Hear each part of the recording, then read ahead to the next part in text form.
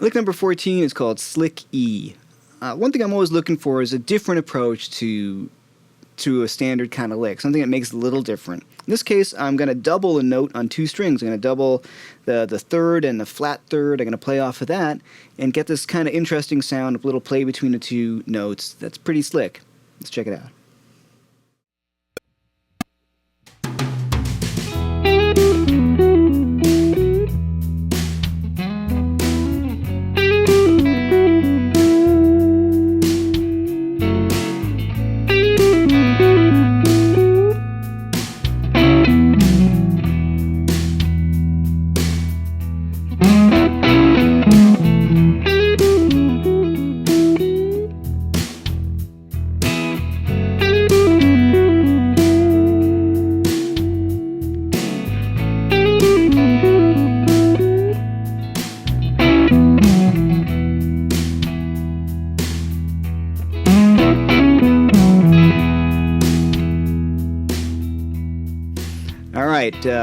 By request, or I should say demand, by Brad and Eric in the control room, I want to show you the rhythm guitar part to this, and it's one of my favorite Hendrix tunes called Could This Be Love or Waterfall. So, Eric, can you roll a track and I'll show you what I'm doing.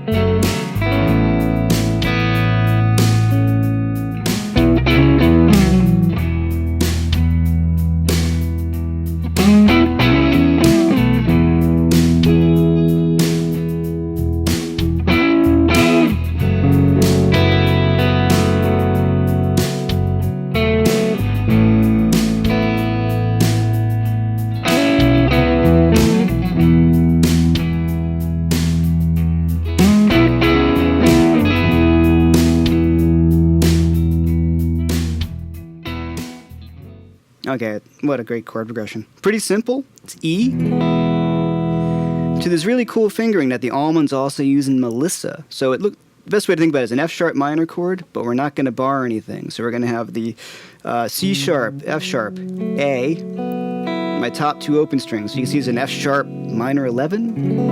I usually just call it that chord. And then we can go to an A bar chord on the 5th fret, but don't bar.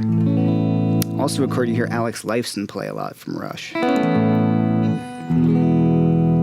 Okay, now there's a bunch of those little cool Hendrixisms in there that I know you can get anywhere on the TrueFire websites, but let's check it out. E, I'm going to outline the E chord a little bit on this first fill with an E major pentatonic. So the real trick on this is the double stop. I'm barring on the 9th fret. I have my B and my E. And the trick is to hammer on the lower note. So you really have this E chord here.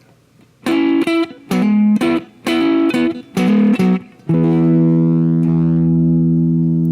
then before my change. And here's a cool thing to do.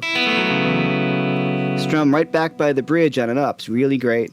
A little more of a harp sound. Then my A.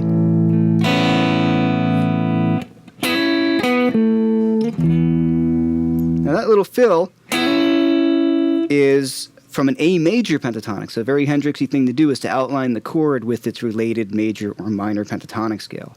So right here I have what looks like almost like a D. I'm going to move it up and I'm going to have B and E. So the sound we're hearing is A sus2. And then I'm hammering on the 3rd. So against my A. And then I'm going to get my E before it comes.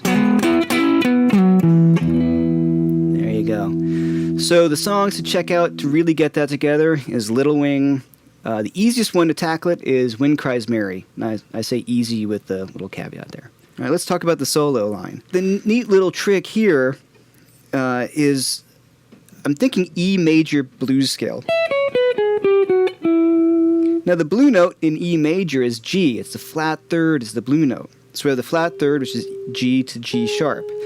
And it's a cool little thing that we can do on guitar, and I know saxophone players do it, and it's you're doubling the same note on a different string. So I'm going to go.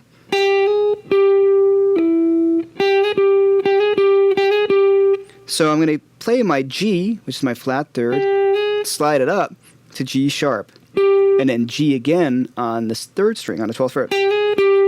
So you get that cool? Which is actually cool lick in itself. You want to just kind of double that up. Kind of cool. So now to go through that first part.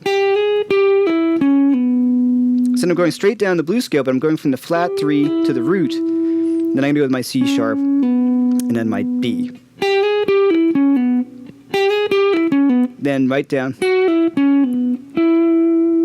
So the cool thing is of the flat third, it's a cool sound. Now, alright, so F sharp to E, C sharp to B. Alright, so, and I bend that F sharp up to the G sharp, and then kind of cut it short. And now, and I don't want to overlook that vibrato on that note. Big part of the sound. And that's that whole lick. Now to get me back to the E, I did that little Hendrix lick. So let me show you that again. So I'm going to have my slide up on my F sharp to my G sharp. And to flatten out my first finger on my B and E. So the real trick again is that curve in the finger, and so I can let the higher note ring of the double stop. Yeah. And back down the scale.